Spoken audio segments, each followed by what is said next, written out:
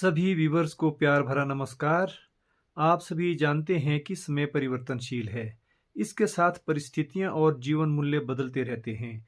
लेकिन लोक गाथाएं उस युग और काल यानी समय की सच्ची तस्वीरों को सदा सदा के लिए अमरत्व प्रदान करने के लिए जीवंतता का ताना बाना बुनती रहती है। हिंदू मतावलंबियों के लिए वैसे तो हर शैल शिखर नाना प्रकार के लौकिक और अलौकिक शक्तियों से भरे पड़े हैं। यह सत्य इस तथ्य से भी परिपुष्ट होता है कि अधिकतर हिमालयी जनपद प्राकृतिक संसाधनों से भरपूर होने पर देवभूमि की संज्ञा से अभिभूत किए गए हैं। मगर चूड़धार पर्वत श्रेणी को यद्यपि दैविक शक्तियों का दुर्ग भी कह दिया जाए तो अतिशयोक्ति न होगी। यह वही स्थली है जहां एक और शिरगुल के संग बीजट बिजाई चंद्रेश्वर और कुजाट को देवत्व हासिल हुआ था, वहीं दूसरी ओर डोम देवता भगवती भगायन गुगा जहार पीर और चूरूवीर का संयोग व शिरगुल देवता के साथ अभिन्न सानिध्य रहा है। विगत ब्लॉग में आप शिरगुल चंद्रेश्वर और कुजाट के जन्म पर और शिरगुल देवता के चमत्कारों पर विस्तार पूर्वक और सिलसिलेवार कहानियां सुन चुके हैं। इस ब्लॉग में शिरगुल देवता और गुठान के डोम देवता की दिल्ली जुगलबंदी और जेल से रिहाई के लिए डोम देवता द्वारा दिखाए गए चमत्कारों तथा शिरगुल देवता और जौनसार बाबर के हनोल स्थित महासू देवता के मध्य चूड़धार पर जल धारा प्रवाहित करवाने के लिए हुए समर यानी युद्ध और शिरगुल देवता के अपने सहोदर बिजट देवता और उनकी सगी बहन बिजाई के जन्म पर बहुत ही सनसनीखेज खुलासा करने वाली कहानी सुनने को मिलेगी। इसके साथ साथ आप इस पंच सितारा देव शक्ति अर्थात पंचायतन देवी देवताओं के मृत्यु लोक से अंतर्धान होने की रहस्यमयी कहानी को सुनने के लिए ब्लॉग के अंत तक बने रहें। शिरगुल देवता और गुठान के डोम देवता के बाल्यकाल की बहुप्रचलित कहानियां और लीलाएं आपस में बहुत ही मिलती जुलती सी दिख पड़ती है।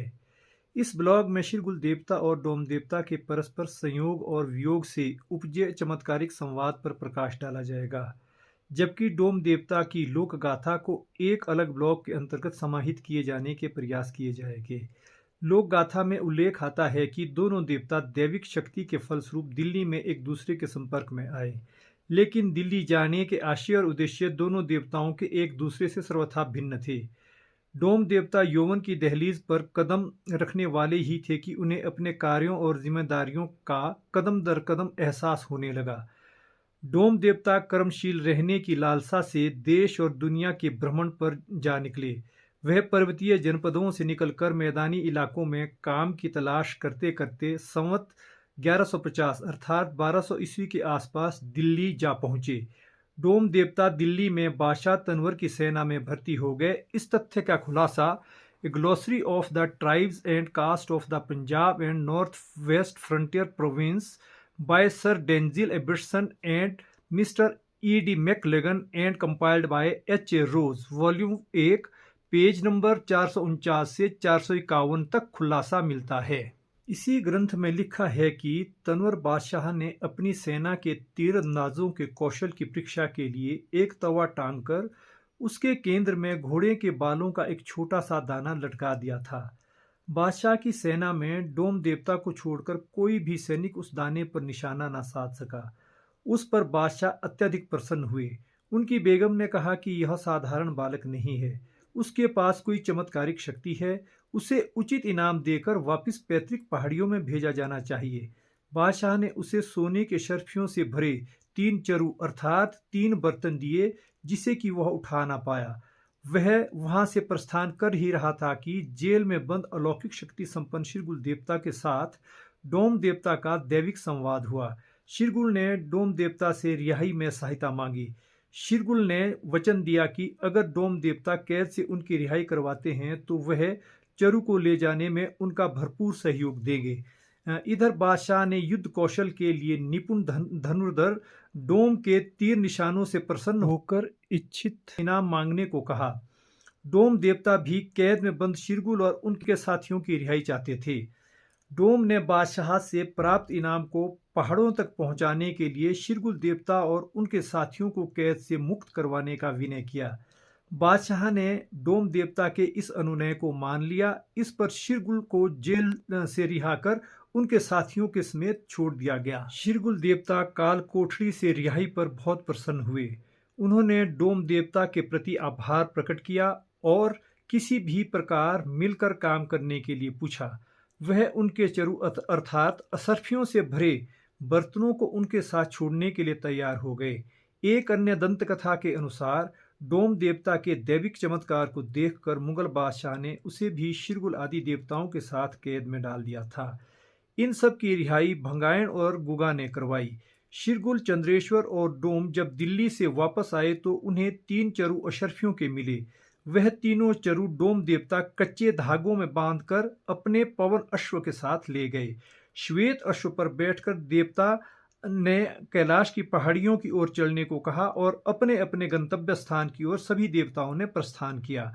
डोम ने चरु और घोड़ों को कसा। उनके पवन घोड़े आकाश में ऊंची नीची उड़ान भरते भरते पहाड़ों की उत्तर दिशा की ओर जाते हुए गुठान के समीप बीनू नामक स्थान पर रुक गए। वह देव अपने अधिराज्य में प्रवेश कर गए और अशरफियों के चरु बीनू में चौरा नामक स्थान पर छिपा दिए गए। जहां बीनू का चरु पानी में बदल गया, वहां बीनू में बावड़ी बनाई गई। डोम देवता को बीनू छोड़ने पर पवन अश्व भी लोप हो गए। बीनू रियासती काल में रजाना की ठकुराई में होने पर क्यूंठल रियासत के अधीन था। जनश्रुति है कि चूड़धार पर जल देखने को भी नहीं मिलता था।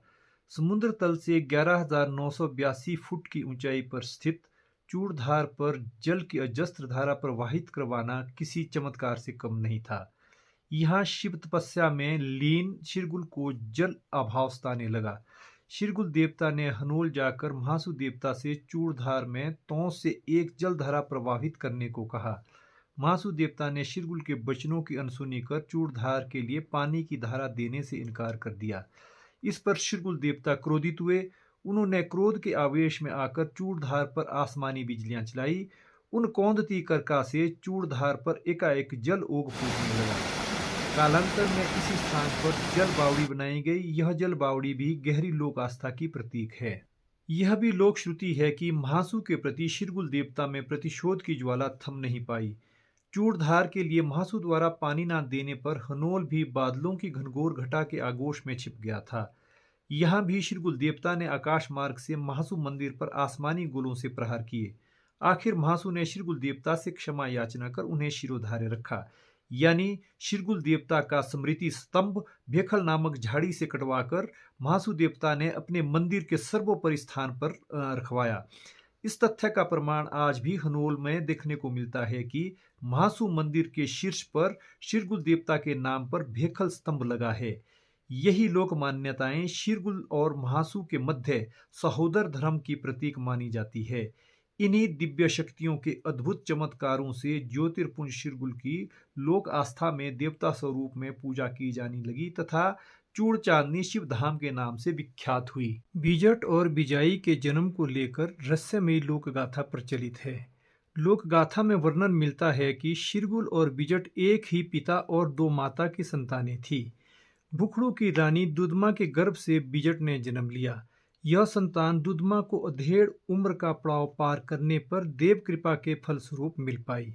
गर्भवती दुदमा जब अपने मायका सरहा से वापस ससुराल शाया जा रही थी तो मार्ग में चलते चलते उन्हें प्रसव पीड़ा सताने लगी। सरहा से शाया तक पहुंचना उत्तरोत्तर कठिन होता जा रहा था। दुदमा और उनके सहयोगी रात्रि ठहराव के लिए बहरोग में रुके थे, लेकिन दुदमा प्रसव के असहनीय दर्द का भेद किसी के साथ भी साझा नहीं कर पा रही थी। यहाँ विधाता की रहस्यमयी शक्ति का स्नेहिल चमत्कार देखने को मिलता है। रात को बहरोग नामक पहाड़ी के टीले पर विश्राम करने के फलस्वरूप दुदमा को प्रसव पीड़ाएं कुछ थम सी गई थी। दूसरी सुबह दुदमा और उनके साथी शाया की ओर चल पड़े। वह सभी दोपहर के भोजन के लिए स्तांबू नामक शिखर पर पहुंचे। वहां खाना खाने के उपरांत यात्रा को आगे बढ़ाते हुए वह एक समतल मैदान पर पहुंचने वाले ही थे कि दुदमा की प्रसव पीड़ाएं अचानक बढ़ने लगी। तब मौसम खराब होता गया। आसमानी बिजलियां कड़कने लगी। रानी दुदमा असहनीय प्रसव दर्दों से चीख उठी। वह उस बृहद मैदान में रेंगती हुई दूर चली गई, लेकिन प्रसव पीड़ाएं थम ना पाई। प्रसव न होने पर दुदमा जोर जोर से चिल्लाने लगी। दुदमा पर ब्रजेश्वर इंद्र द्रवित हो गए। इंद्र ने कड़कती बिजली के जीवनदायी अस्त्र अर्थात एक आसमानी गोले से दुदमा को सुरक्षा चक्र प्रदान किया। रानी दुदमा की देह ने उसे ऊर्जा ग्रहण कर बिजली के धमाके के साथ ओजस्वी पुत्र को जन्म दिया। तभी तो बिजट को इंद्र का अंशावतार भी माना जाता है। वज्रेश्वर इंद्र की अपार लीला से धरती पर जन्मे बालक को लोकमानस में बिजट के नाम से पुकारे जाने लगा। इसी स्थान पर इंद्र की कृपा से जल की अविरल धारा प्रस्फुटित हुई, जो टेढ़ी मेढ़ी बहती हुई जनमानस में बंगा पानी के नाम से विख्यात हुई। यहाँ बंगा पानी का तात्पर्य रानी दुदमा की रेंगती हुई प्रसव मुद्राओं से लिया गया है। इस घटना के उपरांत स्तांबू पहाड़ी को सरांटी का नाम दिया गया। रानी दुदमा सराहा से होने के कारण स्तांबू शिखर के नाम परिवर्तन का मूला आधार बनी। तत्पश्चात रानी दुदमा और नवजात पुत्र को उनके सहयोगियों ने सकुशल शाया पहुंचाया। रानी दुदमा के प्यार दुलार से बिजट का लालन पालन पूरी राजसी परवरिश के साथ हो रहा था। जब बिजट 2 वर्ष के हुए तो रानी दुदमा ने बिजाई नाम की कन्या को जन्म दिया। इसके बाद दुदमा स्वर्ग सिधार गई। इस संकट से उबारने में सराह के राणा अर्थात दुदमा के पिता ने मदद के लिए हाथ बढ़ाए। वह बिजट और बिजाई को अपने साथ ननिहाल ले गए। यहीं दोनों भाई बहन बचपन की अटखेलियों को पार करते हुए युवा अवस्था तक आ पहुंचे। शिरगुल जब असुरी शक्तियों का नाश करने के लिए चूड़धार गए थे तो भ्रातृमोहवश बिजट को भी साथ लेकर गए थे।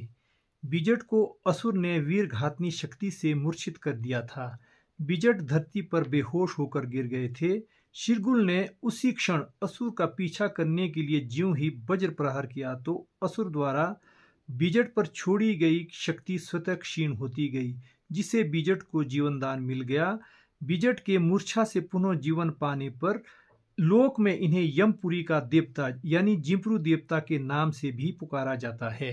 लोक गाथाओं के अनेक प्रसंगों में वर्णन आता है कि शिरगुल ने चूड़धार पर शिव की घोर आराधना कर शिवत्व को हासिल किया था और चूड़धार को देवमयी धरती का चोला पहनाकर मृत्युलोक से अंतर्धान हो गए थे। लोक गाथा है कि शिरगुल के सृष्टि से अंतर्धान होने के बाद चंद्रेश्वर ने चूड़धार जातर ले जाने की योजना बनाई। इस यात्रा में चंद्रेश्वर ने सराह से बिजट को भी बुलाया। बिजट के साथ उनकी बहन बिजाई भी चूड़धार यात्रा जाने के लिए तैयार हुई। चूड़धार जातर के लिए दोनों ओर से यात्रियों के झुंड चलने लगे। यह दोनों भाई काला बाग में इकट्ठे हो गए और यहाँ से दोनों भाइयों द्वारा चूड़धार की ओर संयुक्त यात्रा आरंभ की गई।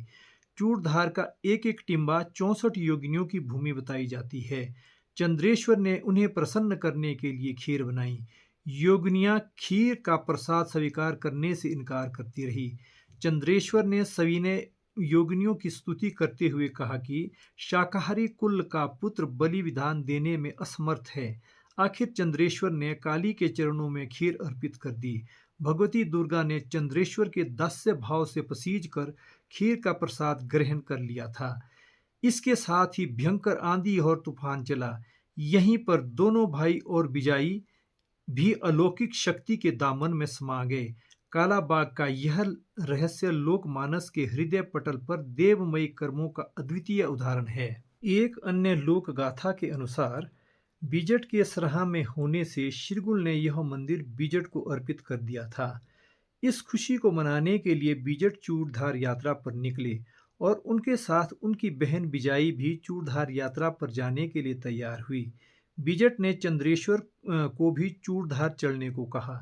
यह दोनों भ्राता शिरगुल महाराज के बलिदान के प्रति आभार व्यक्त करने के लिए अपने साथियों के साथ चूड़धार पर जा रहे थे। लोक विश्वास है कि उस दिव्य यात्रा में वह लौकिक देव शक्तियां भौतिकवादी संसार से सदा के लिए लुप्त हो गई थी। कुजाठ के मृत्यु लोक से अंतर्धान होने की लोक गाथा कुछ अलग सी है। कुजाठ को बचपन से ही अलौकिक शक्तियों का साया तो मिल ही गया था। एक बार कुजाठ सायंकाल को जब पशुओं को घर लेकर आई तो उसकी मामी ने कारण जाने बिना ही उसे गाली गलौज देना आरंभ कर दिया था। वह मामी उस अनाथ बच्चे को झिड़कने में कोई कसर नहीं छोड़ती थी। वह भयंकर क्रोध के आवेश में आकर कुजाठ पर डांट फटकार देने लग पड़ती थी। उस निर्मम मामी ने कुजाठ को मानव न समझकर पशु सा व्यवहार किया। इस निष्प्रियता को देखकर प्रकृति भी डोल उठी थी। उस बालिका की रक्षा के लिए देवी दुर्गा स्वयं मधुमक्खियों के रूप में झुंड बनाकर उस निष्ठुर मामी के चारों ओर मंडराने लगी। वह मधुमक्खियों का झुंड एकाएक उस निर्दयी मामी पर टूट पड़ा।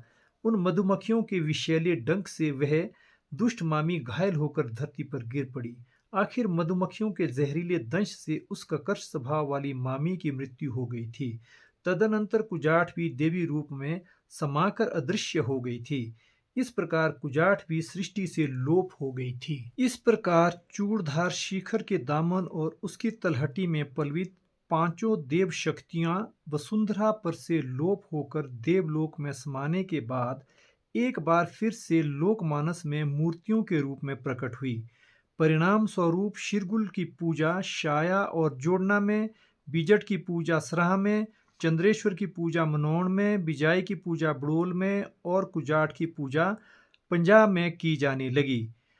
और शिरगुल अधिष्ठित इन सभी ग्रामों में इन देवी देवताओं की पूजा अगाध श्रद्धा और पूर्ण विश्वास के साथ की जाने लगी। शिरगुल, बिजट, चंद्रेश्वर, बिजाई, कुजाट, मंगाइण, जहारपीर, गुगा, डोम देवता आदि के मंदिर मूर्तियों, देव परंपराओं, देव रीति रिवाजों, देव संस्कृति और उससे जुड़ी रोचक कहानियों को आगे आने वाले ब्लॉग में आप तक पहुंचाया जाएगा। आपको यह ब्लॉग कैसा लगा?